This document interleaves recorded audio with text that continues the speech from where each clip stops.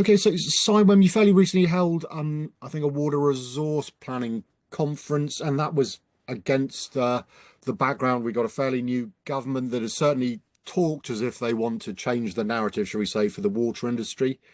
Whether it's from the conference or any dealings you may or may not have had with this, the new government so far, do you get the impression that there's going to be or there is a real commitment for meaningful change, or do you fear I won't say, well, again, or are we looking at more sort of Titanic deck chair tinkering? What, just your initial thoughts, I suppose. Um, okay, yeah, thanks, Philip. I think, on water resources specifically, Emma Hardy said at the Labour Party conference that without water, there's no growth, and that I do think is a reality in some parts of the country. I think it's a really encouraging signal. So government are looking to enable major new water resources infrastructure as fast as possible. They've made that clear, potentially using the Planning and Infrastructure Bill, and also things like the review of the National Planning Policy Statement. I think the really important point to make, though, is that major schemes like new reservoirs, they will take a long time to come on stream. Meanwhile, and as well as the new resource that they will provide, we need a lot more water efficiency. We need smart to meet that almost 5 billion litres per day that has been identified that we're going to need by 2050. And just that, to hang some numbers around that figure, the expectation is that we'll get those 5 billion litres from around 3 billion in demand management. So that's the water efficiency piece, as well as 1 billion litres a day in leakage reduction, because they class leakage reduction as demand management. And then somewhere over 1.7 billion litres a day from those new supply options. So your reservoirs, your transfers, your desalination, and so on. So demand management will be doing a lot of the heavy lifting, even with those new reservoirs and so on in place. There are significant smart metering programs in AMP8, and we're hoping for a consultation on the water efficiency labelling scheme early next year. There are other things, though, things like on tightening water efficiency requirements in building regulations, or even reviewing things like the way wholesome water is defined in the regulations to enable community and household scale water reuse. There's not really that much evidence that those things are going to be pushed forward with any pace, not yet anyway. Really, I think, as far as the government is concerned at the moment, the focus remains on sewage and the water industry as far as pollution goes. And, government has put a lot of emphasis on its water special measures bill. But this is really largely putting a lot of existing powers and duties into primary legislation. It's not that those didn't really exist before. And then, of course, we've got the Independent Water Commission, and the scope of that is a little bit narrow, I think, if we're being picky. It's focused mainly on the water industry. There's limited consideration, of things like agricultural pollution and urban and highway runoff. Those are covered, because it's got a catchment management and strategic level planning line in its terms of reference. So we do have to make the most of those avenues. It's still early days, really, for this government. It's a bit too early to tell whether it will be deck chair tinkering or not. I think some of the things that are being put in train, if they really are successful, then they could really shift the dial. But likewise, they could end up being damp squibs. The jury's out still. Okay, yeah. I mean, if we can start maybe with the most high profile, you mentioned it there, the pollution thing. Clearly, it's an obvious and some might say an easy target.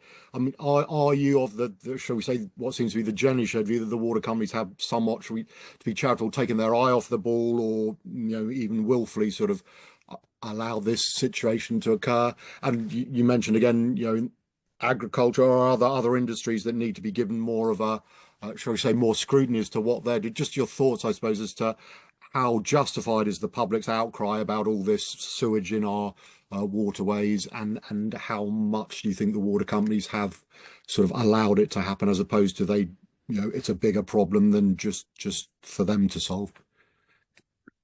Um, okay, so I mean, I've spoken to many people in the water industry, all the way up to chief executives, and I think it's fair to say that even at that really senior level, they will acknowledge that they did take their eye off the ball to a degree in terms of what was coming down the track towards them, and specifically what I mean by that is um, the impact that the emergence of data on storm overflow spills, particularly, would have, on their planning, on what they are looking to do. I think they were very much focused on the balance of why water bodies are failing to achieve good status under the Water Framework Directive. And actually, as a percentage, storm overflows were very small as an overall percentage of the whole. And so they were probably too much fixated on that, and not enough on the implications of campaigners really mobilizing that storm overflow data and what then that would then lead to. In terms of that wider picture, obviously, if you look at the reasons for not achieving good status broadly, water industry is about 40%, agriculture is about 40%, and then urban runoff, highway runoff, and so on, 60%. So at the moment, government is really quite fixated on that water industry component, but we've got 60% of the rest of the reasons that arguably aren't getting enough attention. And then you can add some other things into that picture as well. So we've got emerging contaminants, things like forever chemicals, microplastics, pharmaceuticals, and so on.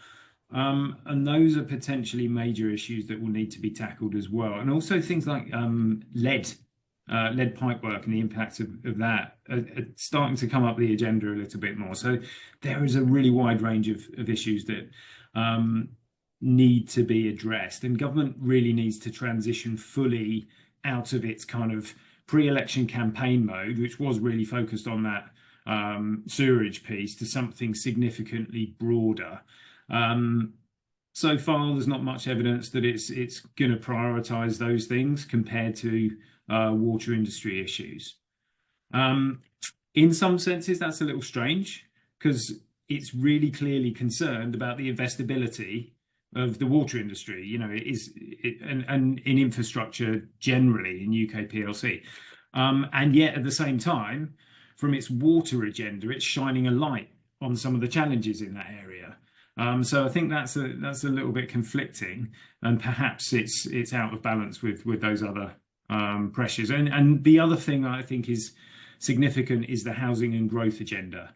And I think that might end up frustrating the ability to incorporate things like sustainable drainage into new housing, around things like water reuse and water efficiency, if those are seen as too burdensome on developers and the ability to deliver that growth agenda. So, in some areas they really want to be seen as ambitious in things like the Water Special Measures Bill. But in other areas, I wouldn't say that they've leapt out of the blocks with a statement of ambition. So, yeah. Okay, and I mean, I suppose it was the last Labour government, I think 1995, wasn't it, when the drought hit and Frank Dobson led his sort of trailblazing campaign on leakage, and certainly a lot was done then, and there was a lot of talk about economic levels of leakage. But I'm wondering, 30 years on, have all the water companies pulled up their socks and got to, ELLs everywhere, or have they, again, for whatever reason, been allowed to sort of slide back towards where we started back in 95? What just your thoughts as to where they all are with leak? And I know there's wildly different. There are different levels of success, shall we say, across the sector. Yeah, I mean, absolutely, there are varying levels of success. I mean, I think it is important to acknowledge that there has been progress on leakage since privatisation. It's improved by about a third overall since that point. And all water companies are committed to reducing leakage by between 11% and 21%. in this current AMP round, so in the 5-year period up to 2025. But then you've got the target, the longer term target, which is to reduce leakage by 50% by 2050. And that would really mark a kind of a hitherto unseen increase in progress. So it is part of that overall picture, though, a really important part of that overall picture of meeting that 5 billion litres a day gap that we've got out to 2050. Leakage really needs to account for about 20% of that additional water that we need by 2050. So there's going to have to be progress, and there is, significant money in AMP8 to deliver against that. I think a really important point to make on this is how important smart metering is to enabling these kind of, not just leakage reduction, obviously things like water efficiency as well, but smart metering is really helpful in helping to identify leaks. Obviously things like pressure management can help, active leakage management is a real fundamental enabler, and if we're going to get the target levels that we need to get to, then I think we will be on par with pretty good international practice. So it's, I don't know that the picture is as bad as it's sometimes portrayed in the media, and I think there should be significant progress over the next AMP period. Okay, and then you mentioned earlier on demand management, and we're then looking at sort of consumption, or I mean, can we call it overconsumption? Because most people probably don't realise that they maybe are over-consuming.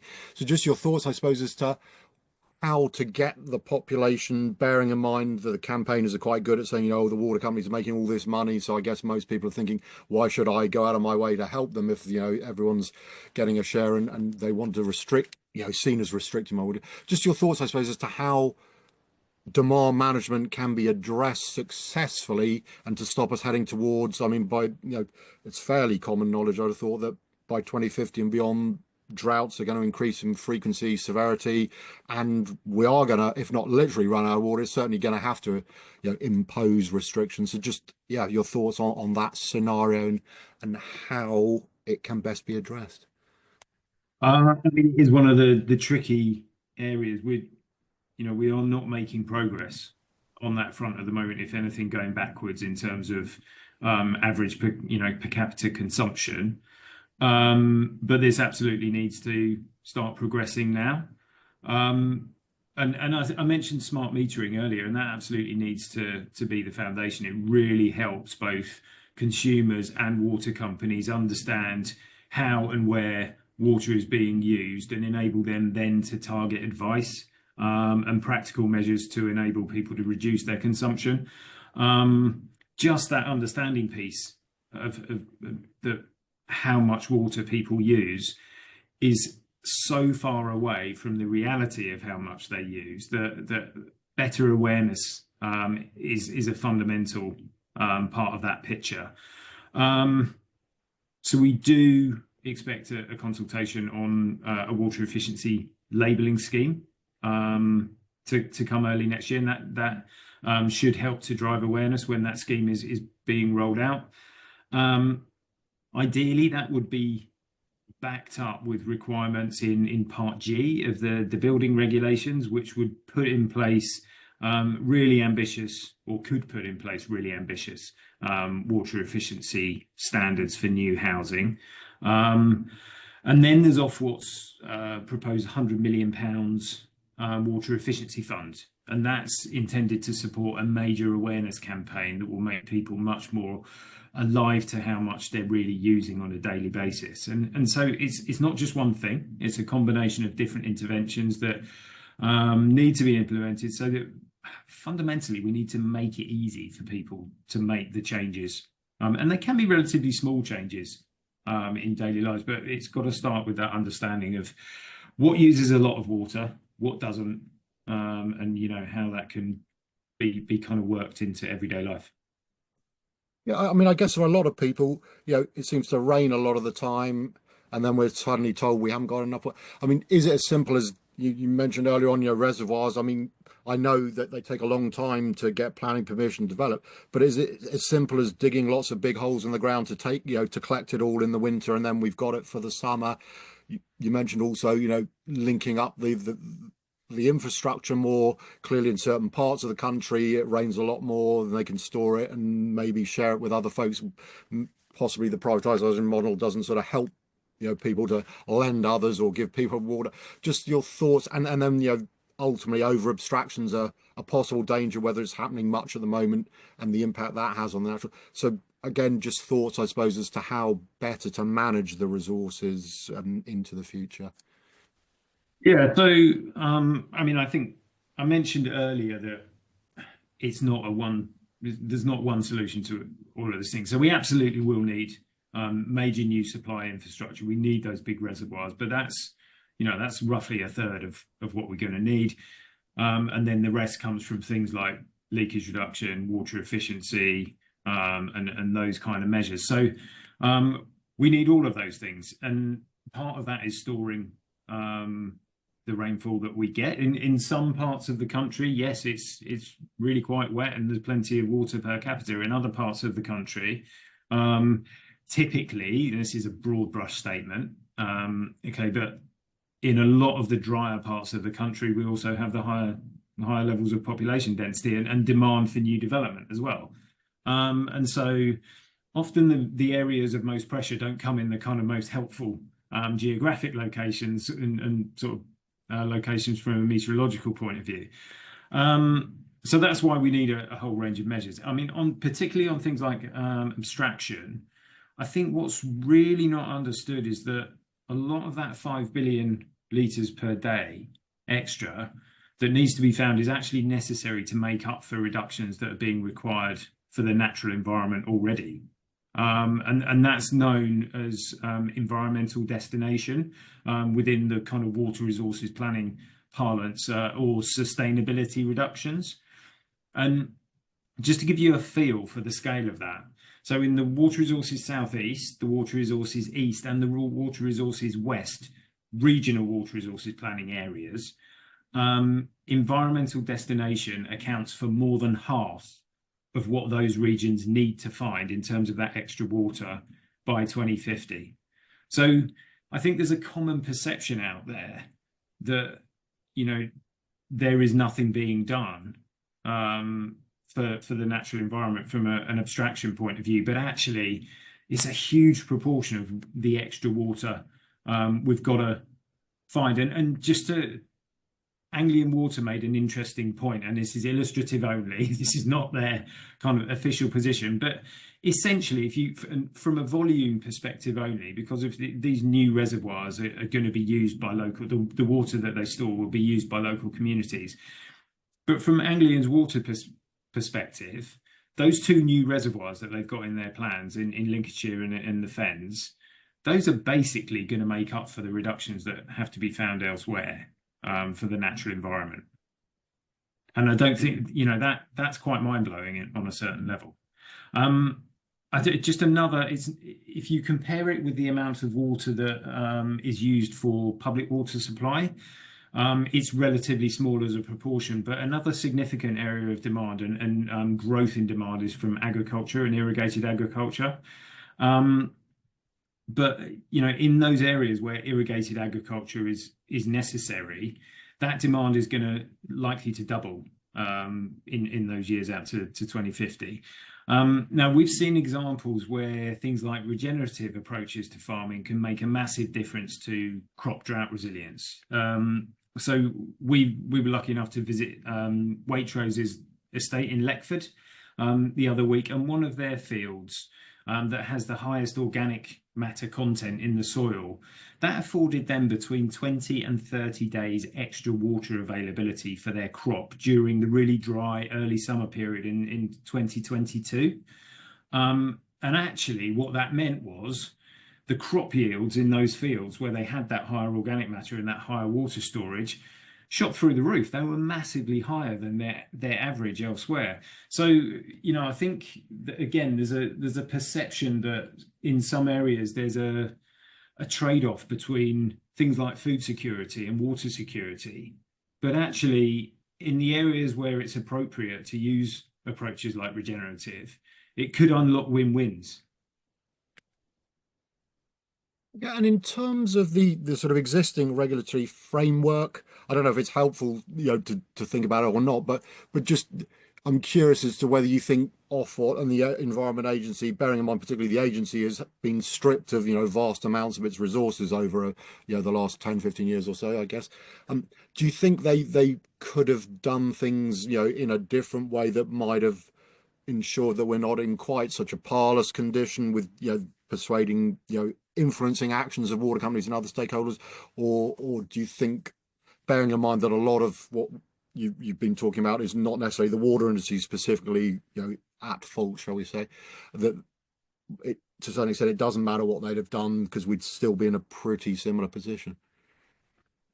I mean, I think if you're talking about water companies, some of the state that some of them are in at the moment, things like their leverage and debt and dividend payments and so on, then yes, of course, I think over the years the regulators do bear significant responsibility for that overall picture. They should have been better guarded against things like the influx of foreign equity, practices like whole business securitization, and so on. And much of the current challenge on that front is a legacy of the decisions of the regulator at the time. And many have said that essentially the economic regulator was, to a degree, either asleep at the wheel or unsighted to the risks of some of those practices. So clearly things are a lot tighter now. But we've got several over-leveraged water companies that are really now struggling at the point in time where we need a massive injection of investment to improve water infrastructure. In terms of the Environment Agency, I think it's pretty clear the cuts fell in their environment and business function particularly hard, on things like monitoring, on enforcement, on incidents response. So hence you've got that kind of triaging of the lower category pollution incidents. So that's 3 and 4, Cat 3 and 4 pollution incidents. But of course, if you don't respond to some of those lower category incidents, then they can get worse and become the higher category ones. And if you don't respond to those higher category ones quickly, then very often the damage is done. And I think we're paying the price for those cuts and seeing the effect of them, the effect that has had on the ability for the agency to really react quickly and on the full range of incidents that ideally they would be. And that is something that's played out over probably 10 years now, and we're seeing the ultimate outcomes of those cuts 10 years down the line. But I really want to make this point clear. It's not just the regulators. They cop an awful lot of the blame in this.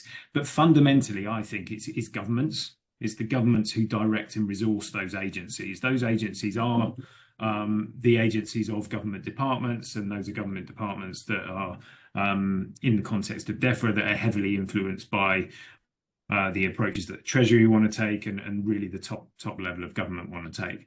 The Environment Agency, as a result of that, was basically left with one arm tied behind its back. So to a degree, what can we expect? Yeah, and I mean, moving forward, do you think that those two organisations, Ofwat and the Environment Agency, can be trusted to make the necessary changes, improvements, and regulate in actually say an improved fashion, or do you think it might just be helpful to make a bit of a change and say, okay, we're going to create maybe one overall regulator that, because clearly the financial and the environmental are quite closely interlinked. Would that, do you think, be helpful potentially to create one single regulator moving forward, bearing in mind a lot of what we talk where you need pretty much a high level strategic plan under which everything else sort of then takes place? I mean, obviously that would be a massive decision. I think if you're going to make really significant structural changes like that, then they take quite a long time to bed in. And the challenge there is that we really need quite considerable action now.